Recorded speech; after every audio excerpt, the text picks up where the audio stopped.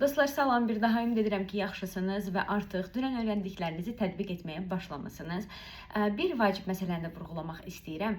Çünki gözləntilərdən gördüyüm qədərilə bəzi insanlar sərfəli səyahət planlama prosesində bir möcüzə gözləntiləri var ki, yox, orada bir sir var, orada bir möcüzə var ki, mən onu edəcəm və mən bütün səyahətlərim 50% daha endirimli olacaq, 30% daha endirimli olacaq. Sizi məyus etmək istəməzdim, amma bir balaca edəcəm, çünki belə bir möcüzə yoxdur, dostlar. Sərfəli səyahət planlamanın birinci qaydası odur ki, 2-3 ay öncədən planlama edilməlidir. Ən ucuz bilet almağa çalışmalısınız, ən sərfəli oteli bron etməyə və ya ev tutmağa çalışmalısınız və hətta onu vurğulayım ki, sərfəli səyahət istəyirsinizsə, siz ümumiyyətlə oteldə qalmalı deyilsiniz, ev kirayə eləməlisiniz. Niyə? Ev kirayə elədiyiniz təqdirdə bir, sizin qiymət oteldən daha aşağı olacaqdır, 2, sizin mətbəxiniz olacaqdır və siz səhər yeməyini özünüz marketdən aldıqlarınızla eləyəcəksiniz, 3, sizin mətbəxiniz olacaqdır və siz yenə də gün orta axşam yeməklərini çöldə yemədən evdə yeyəcəksiniz. Yəni, sərfəli səyahətin bir dənə məntiqi var ki, okey, mənim nə xərclərim var? Mənim yemək xərcim var, mənim otel xərcim var, yəni qalma xərcim var, mənim gəzmə xərcim var. Mən bunları necəsə aşağı salmalıyam ki, ümumi məbləğ də aşağı düşsün və bunun üçün də nədir? Qalma üçün oteldə qalmırıq, evdə qalırıq.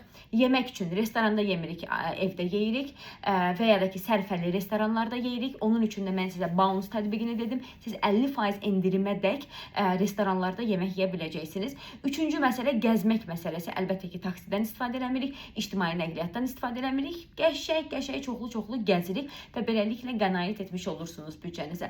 Bundan başqa dostlar, yəni əlbəttə ki, səyahətinizi daha da sərfəli edəcək məsələlər, avtostop var, gedirsiniz yolun qırağında belə durursunuz, sizi götürürlər, amma əmin deyiləm ki, siz bunları təcrübə etmək istəyirsiniz. Ona görə dünən heç avtostop mövzusuna toxunmadıq. Başqa, yəni bir möcüzə, ay elə bir günün saatı var ki, tarixi var ki, sən o saatda girəcəksən, Azərbaycan Hava Yollarının 50% endirimlə bileti tapacaqsan, belə bir məsələ yoxdur.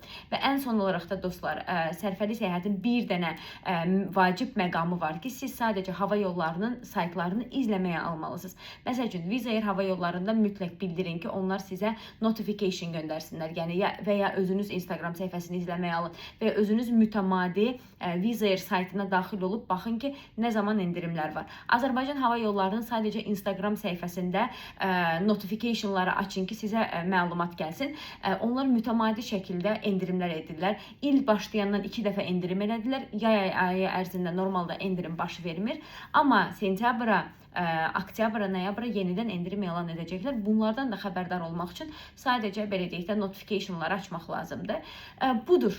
Yəni, çox təəssüf ki, sirlər dedikdə, yəni elə bir sehir yoxdur dostlar. Sadəcə sadə, məntiqli addımlar var ki, siz bu addımları atdığınız təqdirdə səyahətləriniz də sərfəli olacaqdır.